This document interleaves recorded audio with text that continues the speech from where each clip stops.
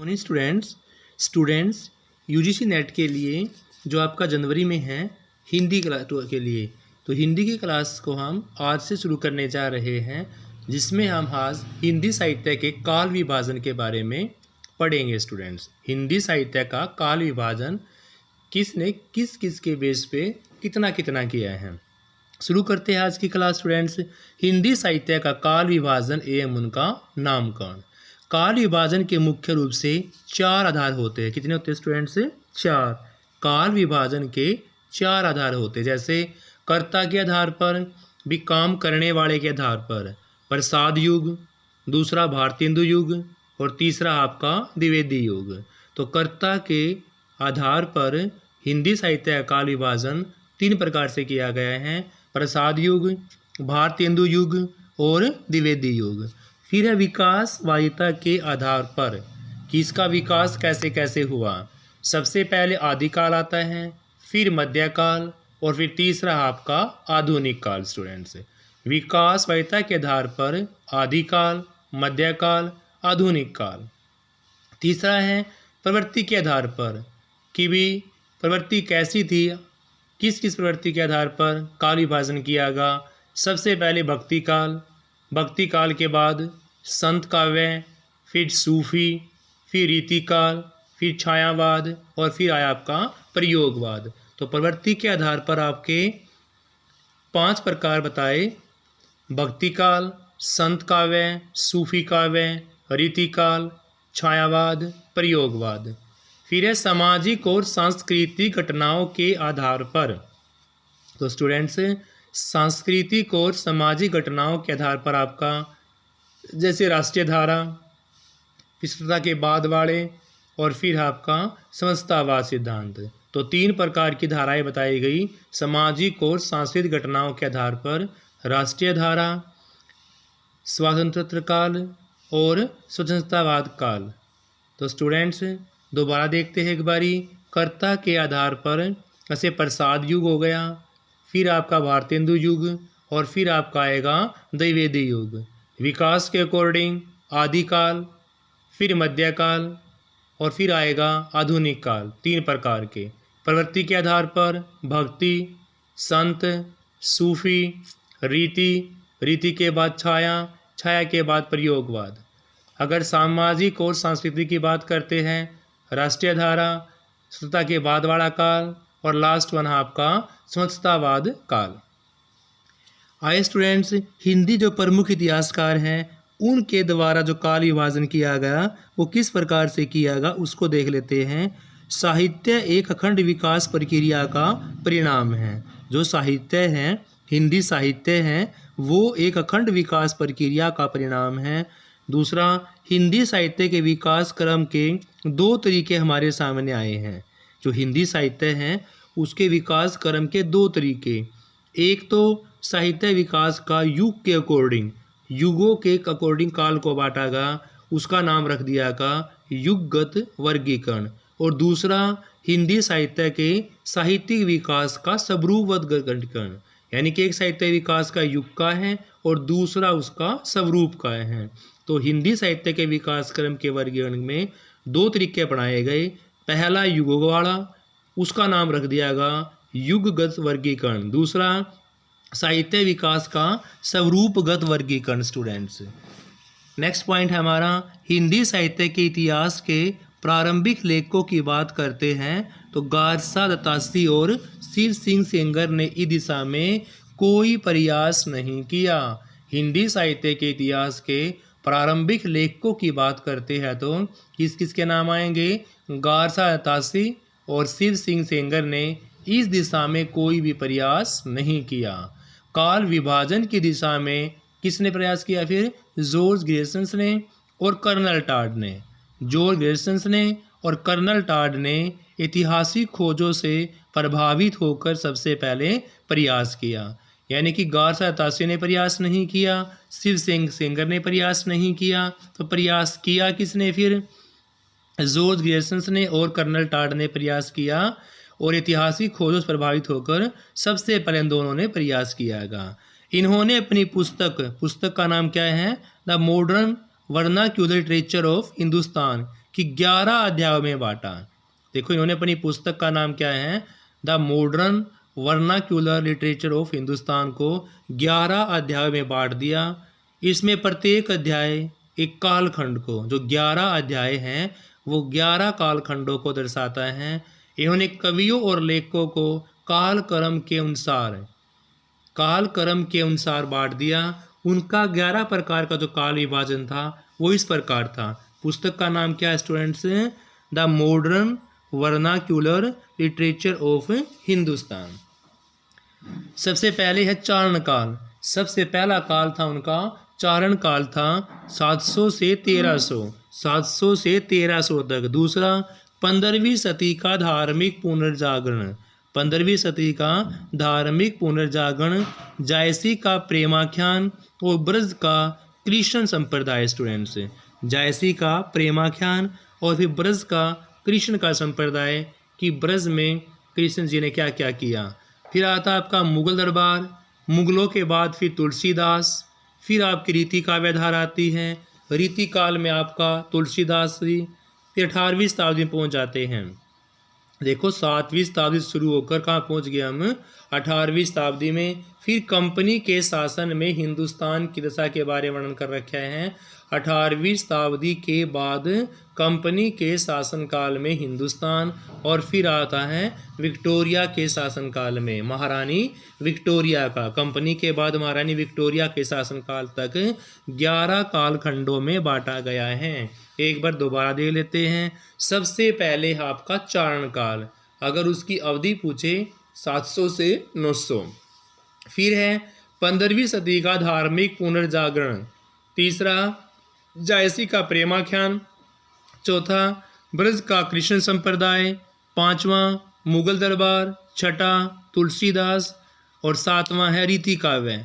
आठवां रीति काव्य के बाद तुलसीदास के प्रवर्ती कवि, और फिर 18वीं शताब्दी तक पहुंच जाते हैं। 18वीं शताब्दी के बाद कंपनी के शासन में हिंदुस्तान, और कंपनी के बाद आता है महारानी विक्टोरिया का शासनकाल। स्टूडेंट्स आगे स्टूडेंट्स, कालों का नामकरण भी सर्वत्र किसी एक आधार पर नहीं किया कि एक चीज़ को आधार मानकर इनका विभाजन कर दिया गया हो। इन त्रुटियों के बावजूद भी इनका काल विभाजन ऐतिहासिक इतिहास में अपनी जगह बनाए हुए हैं कि भी कालों का जो नामकरण किया गया था उसका कोई भी एक आधार का प्रयोग नहीं किया गया। इतनी सारी त्रुटियों के बावजूद भी काल विभाजन का अपना ही महत्व है। तो सबसे पहले आते हम मिस्र बंधुओं का काल विभाजन। मिस्र बंधुओं ने काल विभाजन जो किया उसकी पुस्तक का नाम है मिस्र बंधु विनोद, जो लिखी गई 1913 में। मिस्र बंधु विनोद ने अपनी पुस्तक मिस्र बंधु द्वारा लिखी गई थी जो 1913 में काल विभाजन का वर्णन किया। सबसे पहले काम दिया आरंभिक काल। आरंभिक काल को 2 चरणों में बांट दिया गया, पूर्व आरंभिक और उत्तर आरंभिक। आरंभिक काल को पूर्व आरंभिक और उत्तर आरंभिक। पूर्व आपका 700 से 1347। पूर्व आरंभिक काल 700 से 1347, 700 से 1347 तक। दूसरा 1344 से 1444 तक। फिर आपका माध्यमिक काल की बात करते हैं। पूर्व माध्यमिक काल 1445 से 1560। उत्तर माध्यमिक की बात करते हैं तो 1561 से 1680। देखो स्टूडेंट्स, आरंभिक काल में पूर्व आरंभिक काल आएगा, उत्तर आरंभिक काल आएगा। पूर्व आरंभिक, उत्तर आरंभिक। तो पूर्व आरंभिक में 700 से 1347, उत्तर आरंभिक में 1344 से 1444 तक। फिर माध्यमिक काल की बात करते हैं तो पूर्व माध्यमिक काल में 1445 से 1560 और 1561 से 1680। तीसरा है अलंकृत काल। अलंकृत काल में भी 2 है, पूर्व अलंकृत, उत्तर अलंकृत। पूर्व अलंकृत, उत्तर अलंकृत। 1681 से 1790, 1791 से 1889। पूर्व अलंकृत में 1681 से 1790, 1791 से 1889 स्टूडेंट्स। तो स्टूडेंट्स मिस्र बंधुओं ने अपनी पुस्तक मिस्र बंधु विनोद 1913 में लिखी गई थी। काल विभाजन में सबसे पहले आरंभिक काल नाम दिया गया। आरंभिक काल का 2 भागों में बांट दिया गया, पूर्व आरंभिक, उत्तर आरंभिक। पूर्व आरंभिक आपका 700 1347, उत्तर आरंभिक 1344 से 1414। माध्यमिक की बात करते हैं, पूर्व माध्यमिक काल 1445 से 1560 तक, उत्तर माध्यमिक काल की बात करें 1561 से 1680 तक। फिर आपका अलंकृत काल, अलंकृत काल भी दो भागों में बांट दिया गया, एक आपका पूर्व अलंकृत और एक आपका उत्तर अलंकृत। पूर्व अलंकृत में 1681 से 1790 तक, उत्तर अलंकृत में 1791 से 1889, उत्तर अलंकृत में 1791 से 1889 स्टूडेंट्स। फिर स्टूडेंट परिवर्तन काल, परिवर्तन काल 1890 से 1925 तक, परिवर्तन काल का नाम रखा गया 1890 से 1925 तक। और फिर पांचवा आता है वर्तमान काल 1926 विक्रमी संवत से अब तक जो आपका है वर्तमान काल है। तो स्टूडेंट मिस्र बंधुओं के काल विभाजन त्रुटियां क्या क्या थी वो भी देख लेते हैं। सबसे पहले काल विभाजन मिस्र बंधुओं ने मिस्र बंधु विनोद में 1913 में किया। त्रुटियां क्या क्या थी? काल खंडों के नामकरण में इन्होंने अनेक पद्धतियों को अपनाया यानी कि जो मेथड यूज किए गए वो ज़्यादा यूज किए गए, पद्धतियाँ ज़्यादा यूज की गई थी। फिर है ग्रीसेंस की तरह ही 700 से 1300 ईस्वी तक के युग को हिंदी साहित्य के साथ जोड़ दिया गया जो अपभ्रंश का युग कहलाया स्टूडेंट्स। अलंकृत काल आंतरिक प्रवृत्ति पर ही आधारित था। जो अलंकृत काल माना गया है वो आंतरिक प्रवृत्ति पर ही आधारित है। काल विभाजन का कोई स्पष्ट आधार नहीं बता सके कि हमने काल विभाजन तो किया है लेकिन इस आधार पर किया है, तो कोई भी सत्यापित प्रमाण नहीं दे सके काल विभाजन का। नेक्स्ट है आचार्य रामचंद्र शुक्ल जी का काल विभाजन स्टूडेंट्स। तो आचार्य रामचंद्र शुक्ल जी ने हिंदी साहित्य का इतिहास 1929, वहाँ पर 1913 की बात हो रही थी, यहाँ पर 1929 में 4 भागों में बांटा। और 4 कौन कौन से थे? आदि काल का नाम रखा गया वीरों का काल, आदि काल वीर गाथा काल 1050 से 1375, 1050 से 1375 विक्रमी संवत। पूर्व मध्य काल का इनाम रख दिया गया भक्ति काल, भक्ति काल 1375 से 1700 तक। उत्तर मध्य काल का नाम रख दिया गया रीति काल 1700 से 1900। आधुनिक काल का नाम रख दिया गया गद्य काल 1900 से अब तक स्टूडेंट्स, 1900 से अब तक। दोबारा देखते हैं। आचार्य रामचंद्र शुक्ल जी ने हिंदी साहित्य का इतिहास 1929 में काल विभाजन का इस प्रकार से किया। 1050 से 1375 पूर्व मध्य काल का नाम भक्ति काल 1375 से 1700 विक्रमी संवत। उत्तर मध्य काल का नाम रीति काल 1700 से 1900। आधुनिक काल का नाम गद्य काल 1900 से अब तक स्टूडेंट्स। शुक्ल जी ने मिस्र बंधुओं द्वारा स्टूडेंट्स शुक्ल जी ने मिश्रण बनाते हुए मिस्र बंधुओं से कालगत आधार पर डॉक्टर गेसन्स को प्रवृत्तिगत आधार ग्रहण किया। किसका किया? डॉक्टर गेसन्स का। शुक्ल जी काल विभाजन पद्धति के अकॉर्डिंग प्रधान प्रवृत्ति ग्रंथों की प्रसिद्धि 2 आधार रहे।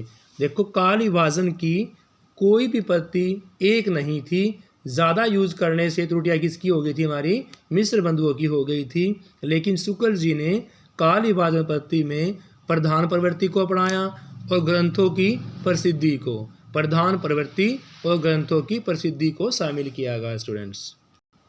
फिर आपका शुक्ल जी ने हिंदी साहित्य का आविर्भाव 1050 से मानकर हिंदी साहित्य के इतिहास को अपभ्रंश साहित्य की सीमाओं से निकालकर उद्भव काल की यथार्थ सीमाओं के समीप ला दिया गया है। यानी कि शुक्ल महोदय ने हिंदी साहित्य का आविर्भाव जो माना है वो 1050 से माना। कब से माना? 1050 से। फिर आता है आपका शुक्ल जी के बाद डॉक्टर राम कुमार वर्मा का काल विभाजन। किसका स्टूडेंट्स? डॉक्टर राम कुमार वर्मा का। किसका? डॉक्टर राम कुमार वर्मा का। वर्मा जी ने शुक्ल जी के त्रुटियों को सुधार कर दिया गया। देखो मिस्र बंधुओं ने जो त्रुटियाँ की उनका सुधार किया आचार्य रामचंद्र शुक्ल जी ने। जो उन्होंने त्रुटियाँ की उनका सुधार किया गया फिर डॉक्टर राम कुमार वर्मा जी के द्वारा। तो देखो स्टूडेंट्स, उन्होंने संधि का नाम और जोड़ दिया 750 से 1000 तक। संधि काल किसके साथ जोड़ा गया स्टूडेंट्स? डॉक्टर राम कुमार वर्मा जी के द्वारा 750 से 1000 तक। संधि काल राम कुमार वर्मा 750 से 1000। चारण काल 1000 से 1375, वहाँ पर 1050 था, यहाँ पर 1050 और घट गए, यानी 1000 से 1375। फिर आगे सेम चलेगा। संधि काल चारण काल, वहाँ पर 3 पार्ट थे, यहाँ पर पार्ट बना दिए उसके 5।